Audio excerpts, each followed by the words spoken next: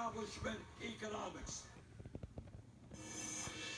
Joining us now, Democratic strategist Dave Jacobson and Republican consultant John Thomas. Dave, first to you, given the violence that we've seen in Albuquerque in the last couple of hours, does Hillary Clinton now sort of double down on that message that, this guy is dangerous, he's divisive, we're facing a real problem here, there are a lot of concerns about Donald Trump, look what happened in Albuquerque? Absolutely. I think she's got to sort of try to come off as the uniter-in-chief. She's got to say, look, moderate Republicans, independent voters, and of course Democrats, both Bernie Sanders supporters and my supporters, we need a uniter-in-chief who's going to bring the country together, break through the gridlock in Washington to solve our problems and get things done, create jobs, improve schools, and make sure we have clean air and clean water, among other things. And I think she really needs to sort of capitalize on this issue because Donald Trump is running a divider-in-chief campaign. His divisive nature, where he spews out sort of these racist and sexist remarks, has really splintered the country, and I think she needs to capitalize on that as we pivot to the general election. And John, what does Trump do now? He has capitalized on being a divider. It has rallied his base. It has excited them. Does he tamp it down? I mean, there's a political calculation to make here. What does he do? Well, we've already seen him moderate his tone on, saying that we're not going to ban all Muslims, since he's walking back some of his rhetoric. I think we're going to continue to see him do that as the campaign moves along.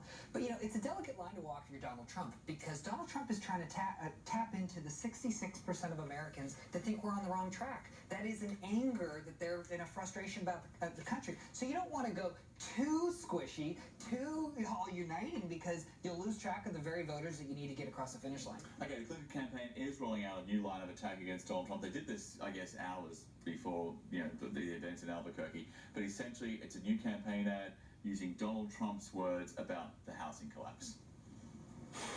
I sort of hope that happens, because then people like me would go in and buy. If there is a bubble burst, as they call it, you can make a lot of money.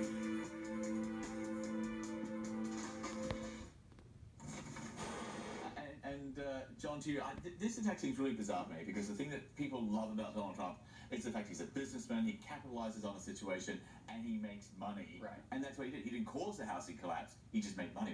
Another campaign ad taken out of context. Right. I mean, that's what we're seeing here. But look, Hillary has to attack Donald Trump on the area he's strongest, which is the economy. And at the end of the day, voters, we're going to get through tonight in the protests tonight, but voters at the end of the day are going to vote with their pocketbook issues. And they have to assault him. And it's a hard case to make, because Donald Trump is a businessman and she isn't. All right, let's read Donald Trump's response to the Clinton attack, and then Dave, I want you to weigh in and give your thoughts. This is what he said. He said, frankly, this is the kind of thinking our country needs, understanding how to get a good result out of a very bad and sad situation. Politicians have no idea how to do this.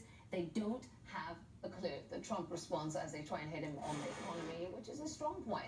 Look, I think the Clinton campaign is doubling down on the 2012 playbook that President Obama embraced, where they sort of went in and defined Mitt Romney early as a greedy businessman. And I think the Clinton campaign is sort of trying to make Donald Trump the Mitt Romney of 2016, where they say, hey, listen, this is a guy who talks a big game in terms of the economy, creating jobs, but look at his business track record. Look at his history and his values as a business person. He exploited the free trade bill laws in the country, shipped manufacturing jobs overseas to Mexico, to China for Trump clothing. This is a guy who took advantage of poor people and foreclosed on them during the housing crisis so that he could flip those houses and make money off their backs. I mean, that's a cute story, but the fact is that's not the case, maybe with some of Trump ties, but by and large, he's a real estate developer. He's built things in New York, and he's created jobs. You know what this looks like to me? Because last week we had women, the week before that we had foreign policy, this week we've now got the economy.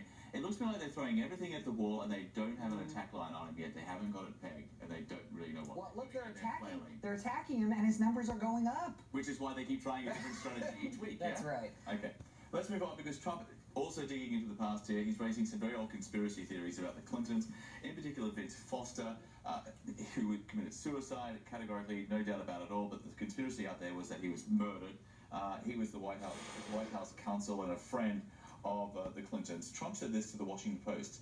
It's the one thing with her, whether it's Whitewater or whether it's Vince or whether it's Benghazi, it's always a mess with Hillary. This is just sort of the latest that we're getting from Donald Trump and these conspiracy theories. If you go back, there was the birtherism, which seemed to start a lot, that President Obama was not born in the US. Then there was Muslims cheered in the streets of the United States on September 11. Justice Scalia was found dead with a pillow on his face. And of course, the Mac Daddy of them all, Ted Cruz's dad, may have been linked to the Kennedy assassination. This is what he said. And I just asked about stories that were appearing all over the place, not just in the National Enquirer, about the fact that a picture was taken of him and Lee Harvey Oswald, and they didn't deny that picture. What do I know? I'm just asking. I don't know anything. I wouldn't say that myself, but other people might have. I mean, this is kind of... I mean, what do you think about this as a strategy? I mean, I wouldn't recommend it if I were advising Donald Trump, but I don't think he's listening to me or any strategist at this point. It's not well, what he's trying to do is drive news cycles and remind voters of a larger theme that Hillary Clinton has had controversy surrounding her entire career, and that is smart.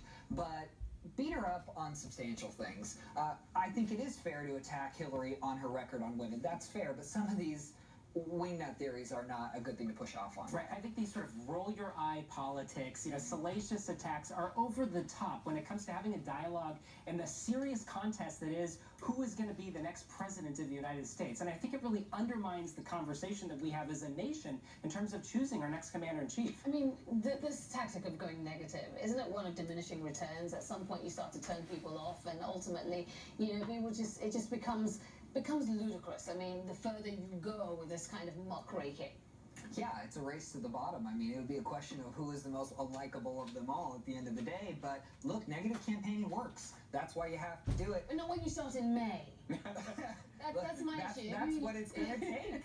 Look, Hillary Clinton has to turn Donald Trump's soft negatives into hard negatives, and Donald Trump has to turn Hillary Clinton's hard negatives and keep them high as possible. The one thing, though, Dave, is that when it comes to a negative campaign, it won't do a whole lot for your numbers, but it will certainly erode your opponent's numbers, and that seems to be going on here if you look at the polls. Right, the goal, the objective, any strategist sort of looking at these races is, look, we go negative because it works. And at the end of the day, you want to drive up the negatives of your opponent much higher than yours. And I think that's the strategy that both in campaigns are going to be embracing as we pivot towards the general election. Okay, there is a real investigation underway right now. The FBI is looking into campaign donations which were made to Terry McAuliffe. He is the governor of Virginia and a longtime friend of the Clintons. Governor McAuliffe says basically, no big deal. No one's alleged any wrongdoing on my part. As you can see today, I'm full out in force and will continue to be full out in force. And, investigations happen. No one's alleged any wrongdoing on my part. Could this have implications for the Clintons? Again, they're close to somebody who is being implicated in a scandal. There's nothing tangible that's sort of come forward, and MSNBC the other day released a poll with the governor's approval rating showing him, I think, about 58% approval rating, and so he's in a very good position with the swing state of Virginia right now, and so until we see something that's really concrete that comes out of this investigation, I think they're going to attach themselves to him moving forward. I think this is just, well, it's one of those things where even if you actually didn't do it, where there's smoke, there's fire, or it reinforces their perception that, like Donald Trump says, Crooked Hillary's at it again. Okay. And with that, John Thomas, Dave Jameson. a long night. Thank you. Thank you so much. Great. Thank you. All right, we're going to take a quick break, but more politics is ahead. Next, though, a dramatic turn for Bill Cosby. He's been ordered to